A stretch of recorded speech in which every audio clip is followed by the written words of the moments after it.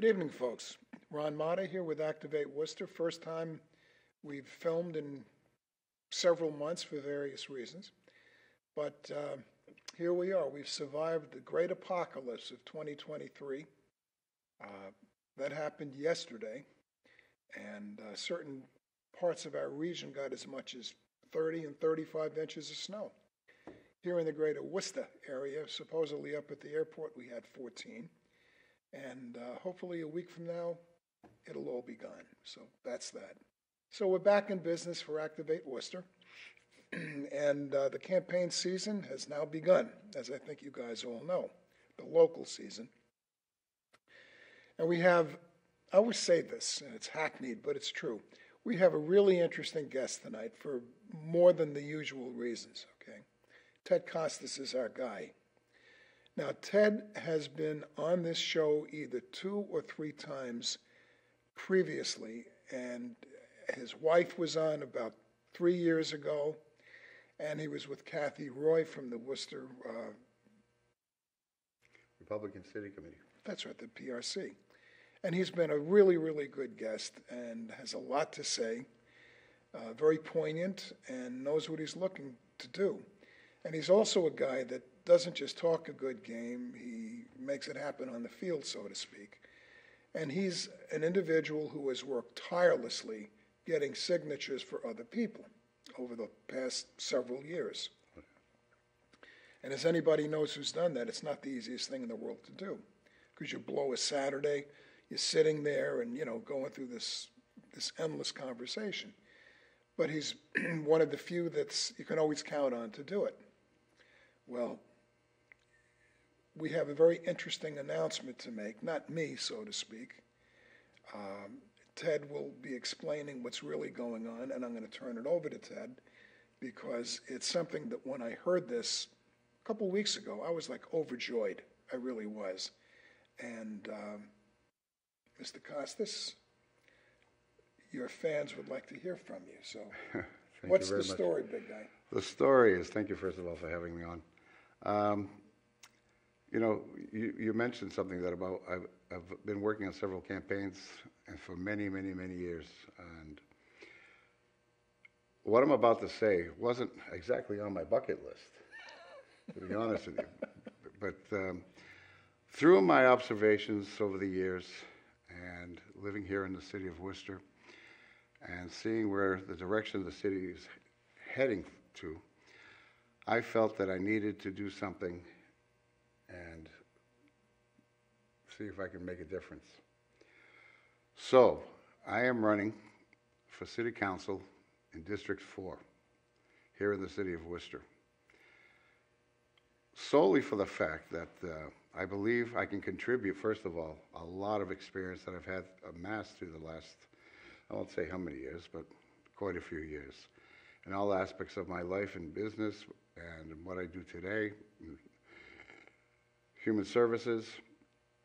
But where I'm seeing the direction of the city going at this time, there seems to be too much going on. And I don't really feel that the council is really, at this moment, and I'm not insulting anyone, don't get me wrong, is prepared for this type of movement. I was looking at the budget, and let me tell you something. If you want good reading to put you to sleep, read the budget. But it's several hundred pages long. But to break it down, I noticed that we're spending a lot of money in different areas that we could redirect. Now, the schools department gets 57% of our budget from the city of Worcester allotted. 57%. And you realize that that's down from what it has been in the past. Yeah. And I'm thinking, where's this money going? Now, mind you, I know teachers are underpaid in some certain situations, and deservingly, but some, that's a different topic altogether. We can talk about that some other time. But I know transportation for the public schools is important as well. But not only that has to be looked at. Public safety is at 19%. 2.5%, I believe it was, if I'm not mistaken, was for other city operations.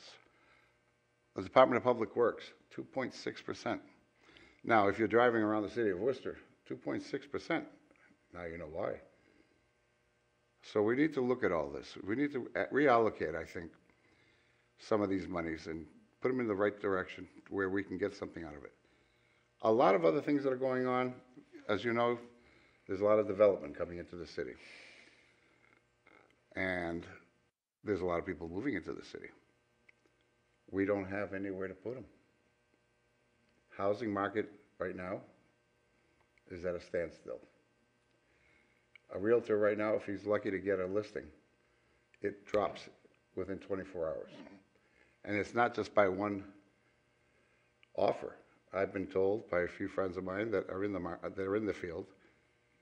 There was one property, I won't mention the street address, but 20 offers within 24 hours. That's unheard of. Wow. We know rents have gone up, but the other problem along with that is that we don't have any affordable housing left for some of our folks. And people don't take into effect baby boomers.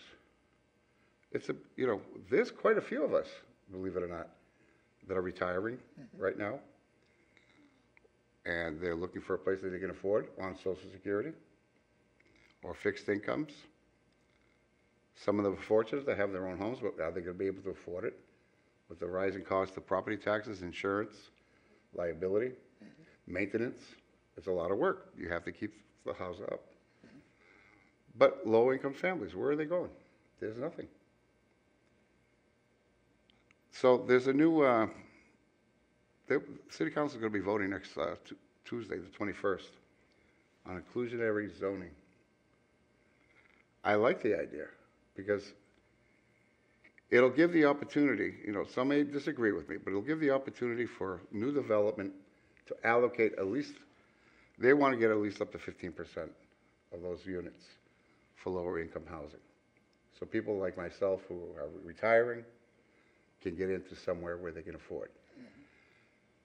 The Worcester Housing Authority has a few buildings around the city, some high-rises for the elderly. We've seen how they work. That's another issue I'd like to talk about. But I don't want to get into too much of a detail for it, but the Worcester Housing Authority, really, I have a theory that maybe public entities should take over the properties for the city, where they can keep the upgrade, maintain it. I'll give you a perfect example. Elm Park Tower is just up the road from here. The pipes froze. All those people were relocated. They're just starting to move back in this week. Wow. All right. Hundreds of people out in hotels, or maybe with families. If they don't have families, they were in a hotel all this time, and it was weeks. That's just a theory I thought I might throw at the council if they would be interested in hearing, because we know if we let public entities run the properties, as you see a lot of the properties that they do run in the city, Northeast Properties is one of them. The upkeep is beautiful. They contracted, they'll get a fee, the properties will be maintained properly, and we'll get efficiency out of it. Another reason why I'm running is because also, I noticed that I've heard a lot of complaints about the property taxes again. They just went up last year, and I believe they might be up again this coming year, fiscal 24. So we just had an increase. Business commercial rates right now are $32 and change per 1,000. And the assessments on them, of course, have increased. How are you going to keep a business here in Worcester? How is a small mom and pop shop going to stay in business in Worcester at those rates? You're going to put them out of business. We thrive on those stores. This is part of the American dream that people forget about, where you can come to this country, get ahead, try to do something, accomplish something for yourself, but we're just going to wipe that all away. Yeah. And it's not only going to be with the property taxes. And there's a proposal that might be coming up that any new type of convenience store may not be able to get a license for selling cigarettes. Now, you know, in a small business like that, 75% of the sales of those little shops, I know it's not a healthy thing to promote, but they depend on lottery and cigarettes to stay afloat. Milk and bread doesn't cut it anymore. So you're taking all this away from them. It's all true. I'd like to see this budget looked at across the board and see where it can be fine-tuned. And not just keep spending. Because I believe the city spends a lot, unnecessarily. There might be a few people who disagree with that, or a lot. But there are things that we can do to cut back a little bit, so not to hurt the average American immigrant, anyone in this city, and giving them the opportunity to move forward in their lives. You do that, you're taking away their dreams and livelihood of many employees that work for those small businesses. You want to do a little factory, you want to do a little knitting shop, you want to open up a tailor shop or something like that. You have those skills that you came here with, and you want them to put them to good use where you can do something for your family. They're not going to be able to do that. So you buy a pair of pants, you want to get them hemmed. I'm just giving you an odd example. No, it's far from odd. It's Where are very you going true. to take them? Yep. I don't see people taking the sewing needle to their hands anymore. So I know this sounds a little ridiculous, but there's a lot of things I'm looking at. It's early in the campaign. I haven't got into depth. You know, we're still working on a platform. But I'm going to head in that direction of fiscal responsibility, first of all, and we're going to look at some of the infrastructure and see what we can do for our folks here in the city, because they deserve it. A couple of observations, I guess. First of all, literally every note that you struck has been right on the money. And housing, of course, is a huge, huge part of everybody's budget. And what's happening with rentals now, a typical one bedroom, one bath, not palatial, you're looking between $1,800 and $2,000 a month. When you get 2 bedrooms, now you can jack that up by another $300. And if you happen to need 3 bedrooms, if you can even find something like that, you're up at $2,500 and beyond. Part of it is because the prices in the greater Boston area have gone so crazy that a lot of those folks at all ages are gravitating out here. Yeah. And now that it's not like the old days, brick and mortar, where you had to go into Boston like I used to in my Gillette days, you had to go to the Prudential Center. You work, in many cases, out of your house now, which makes, from another perspective, not only do you need an apartment or a house, but you need something a little bit bigger to support the business if you're working out of your house. So that's another issue. So the prices have gone crazy. And if you try to buy a house now, whatever, very, very tough, and can't get financed because the rates now are over 7%. And the number of people that get shot down who 2-3 years ago had plenty of money to do what they had to do, now they just don't fit within those parameters, and they're done. But beyond that point, other issues. Safety's become an issue, and without a doubt, if you take a look at the overall cost of living, not just in Worcester, but everywhere, I saw something the other day that said right now it's costing the average family over $10,000 more to live than it did pre-Biden. So thank you, Joe. So you like Joe a lot? Good. You're paying basically another $1,000 a month for everything that he's done, okay? And if you're cool with that, get ready to go deeper, because it's going to get worse and worse. That's just the way it is, period. That's me talking. People are living from paycheck to paycheck. The number of job opportunities is not what it was 3 years ago when the Orange Man was in, because there were tons of jobs available. Inflation was not even an issue at that point. You go to the supermarket, and I don't care if you're making a lot of money, a little bit of money, or anything in between. Hell, it's just my wife and I now. We went to the store the other day to Market Basket, I'm sorry, Price Chopper. And we bought 6 bags of groceries. It cost us, you ready for this, folks? And you can relate to it, unfortunately, $260 for one shopping, and we're not done. And we're not unique. We're not atypical. We're typical. So how do you make ends meet? There are people that are living on credit cards, and they're actually hitting their 401ks to get money just for basic expenses. Things are tough. You also talked about affordable housing, which is a real hot button with me. Affordable housing is for lots of people, including seniors, okay? And the squeeze on the seniors who are on the dreaded phrase fixed income is beyond belief. Because they ain't no more, they can't go out and sell more stuff or work more hours to make money. They're locked into $2,500, $3,000 a month, whatever is coming in, and getting squeezed the way they are right now.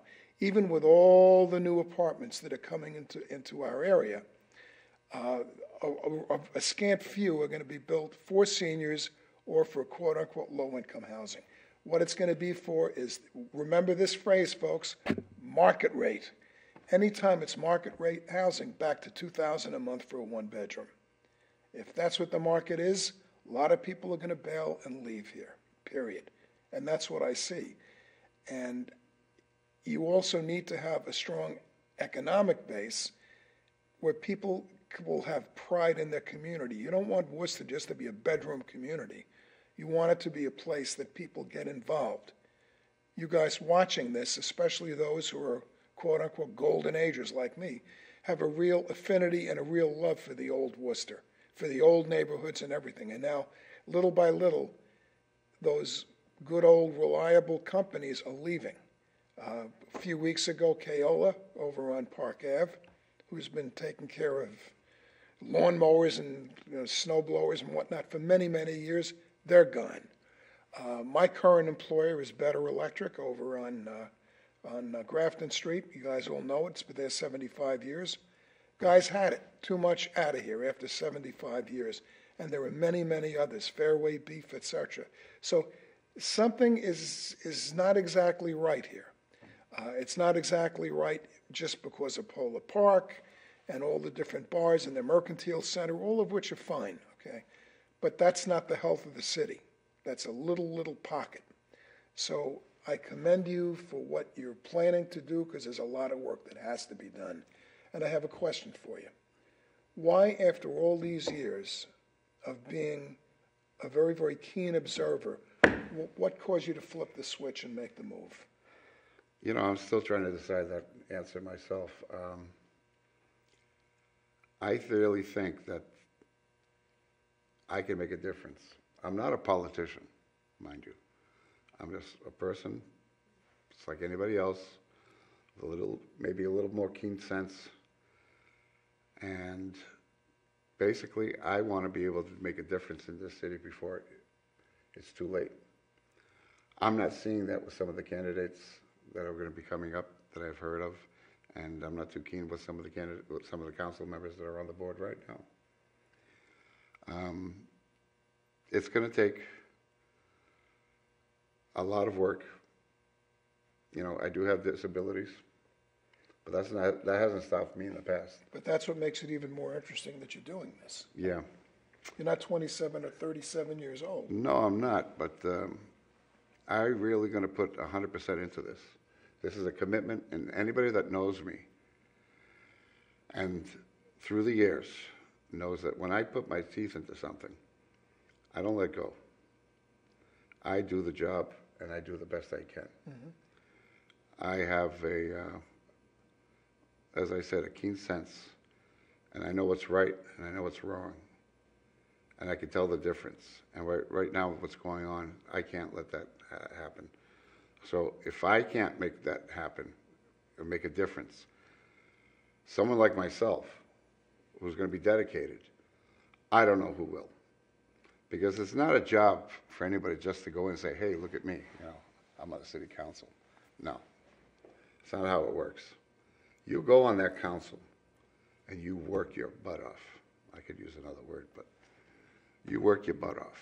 You work hard because you're working for the people of the city, your family, your friends, everyone. Kids need a future. I'm not seeing any future right now for children in this city. Mm-hmm.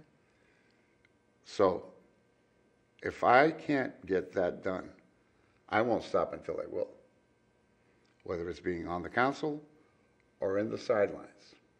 I don't stop. I will not stop until the job is done right. And I make that promise to you and everybody watching and anybody that knows me. I will not stop. This has to be done, and it's got to be done soon, or we're in trouble. We have a dynamic in the city where there really is no dichotomy of opinion. There's a marched force, I guess you might say, where everybody is in lockstep with one way to do things. That's not possible. It's not good. It's not positive. Diversity, which is a word that gets kicked around constantly, okay?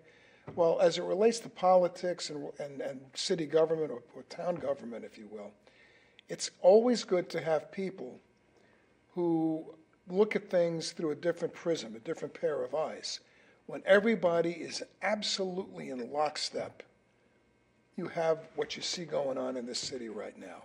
Higher taxes, less safe streets, really, really big issues in the schools, and don't tell me that's not the case. And don't just point to the pretty new buildings, okay? What's happening within those buildings? Let's look at the overall quality of life for not only as seniors, but also for the new Americans that are joining us in this city, and also for the kids. You can't take your kids to a park unless you check it out to make sure there's no needles on the ground. And I've had that experience. And if you haven't, then you're just not getting out there. So there's something going on here that's not good. And everybody is like really happy at the city council. Things are going along real well, blah, blah, blah, blah, blah. Supposedly, like ostriches, their heads are down. We need people who can get in there, smell the roses, and actually tell folks what's going on. And also, he brought up a point early in the conversation about fiscal responsibility. We have a huge budget in this city, huge budget. And roughly 60% of it goes to the school department with failing grades left and right. A lot of people that watch this show say, well, it doesn't matter to me because I don't have kids in the school department. Wait a second. 6 out of every 10 of your tax dollars is going where? Exactly into the schools. So you really better know what's going on and complain about things that you know are happening that you hear, even if you don't have kids or grandkids out there. Somebody like Ted, who's coming in not from the system, so to speak, can be your eyes and ears, and not just for District 4. Oh. He's somebody that can have an impact on the entire city. And he cares. He's not a kid. He's a guy that's not looking at this as a stepping stone to the next great job, which is not the case for damn near every one of them that's on the city council. Call me and tell me that I'm wrong, if you dare. I'd like to have that conversation with any one of you. And you know I'm talking the truth now. That being said, let's look at where we are now and what's happening over the next few weeks with you and with your candidacy. What's going on? So we're going to be out and about after April 4th when we get our nomination papers. And, I just want to touch back on something that you mentioned about the public safety in the city. Quick fact, Worcester has double the percentage of the crime rate of the national average. So we're better than that. We're good. Oh, yeah, we're going to do something. We're going to do it right. My daughter lives in Maine South, and there's not a night that I don't call her to make sure she's safe at home. And I won't tell you the exact address, but it's not far from here. And I see her, I used to pick her up in the mornings, kicking the needles through the alley, coming out of her apartment. It's a beautiful thing. It is. It's, you think when you were growing up, you'd be daisies and, flowers, and here we are. To say nothing But about the other stuff that you step on. we as have you to, walk through the and, streets. I mean, we can go another segment about other things, the homeless. That's another thing I'm compassionate about. There's other things we can do to help them. And, but just think of this. How safe is the city right now? How safe are you? You're not really. Because you wouldn't be home watching this right now if you felt safe. You'd be out and about like other people do in other different cities. We can't do that anymore in Worcester. And we have to fight the crime. We have to fight it, and we have to fight it now before it takes full control. And I don't want to see this city turn into like New York. I know he's comparing us to New York City. Or Baltimore, or Minneapolis, You or know, so many. What's right is right. True. Yep. You know, the time is now. I'm ready. The question is, are you ready to let me do that job? I need your support just like anybody else. I'm willing, and I want to fight. And I'm a good fighter. I don't give up. So, with that said, we got a lot of work to do. A lot of work. And it's not going to take 6 months to get it out of the way. This is stuff that's going to have to be knocked and hammered out over a 2-year period. How can these people help you? I need your support. You can go to www.tedkostas.district4.com. We're just getting our website underway. I'll keep you updated with things that we're going to be doing. We're going to need some funds. If you care to donate, you can click the donate button at the bottom of the page. And I will do anything and everything that it takes to make sure we have a future in this city. Don't let it happen. Keep that in mind. It's your decision. I'm just the chess pawn, but you make the calls. The people are talking. The problem is no one's listening to them. And that's pretty sad. That it is. And again, there are the famous 3 T's: time, talent, treasure. Okay. If you can't do much more than send them a check, you know that that's going to be very, very well utilized. If you've got time and you can get involved with his campaign, knocking on doors and or making phone calls and using your talent, all of that's going to be very, very important. But the bottom line is, if you're in any way excited by what you heard tonight, thank you. But at the same token, do something with it. www.tedkostas, District4.com. Do it. He's worth your time and worth your effort. Folks, thank you so much for watching. Great to be back. We'll have other shows as the months progress from this point, and we will have Ted back on again. Thank you for watching, and good night.